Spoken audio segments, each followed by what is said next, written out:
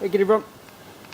Just going to show you the 20 series UCF 20 Celsius LS400 wiring loom I've just done.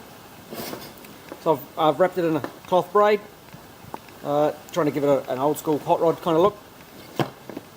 The coil plugs were replaced because they were broken. VVti plugs, solenoid plugs, broken, so they've been replaced, and the airflow meter plug, it's a brand spanker.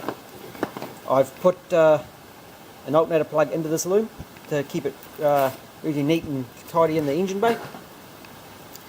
It all comes around. I'll just go around the other side. The other side I've added a fan switch wiring, and I've a oil pressure sensor wiring. Comes around. I've left the factory grommet in place and the factory plug at the moment coming into the ECU. Come up, we've got an OBD2 plug so you can plug your scan tool in, and the Cartune Company Immobiliser defeat box. Coming around here, relays and fuses, neat and tidy, with the main power input, which will go to a firewall start in this vehicle, and a couple of Deutsch plugs here to go across to dash wiring. Also wired in a speed sensor output wire because it's an automatic.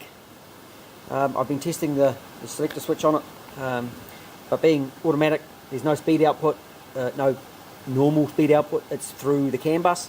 So I'm going to, I've got a speed input box to go into it.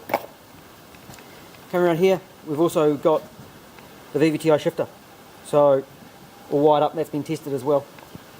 That's a neat tidy loom. I'm going to do a camber out on this engine before the loom's fitted back on, and we're going to run it up.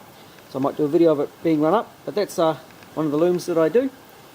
And just something a bit different to the norm. It's normally wrapped in black PVC. But just tried something a bit different, and I'm really happy with the result. So hope that's helpful.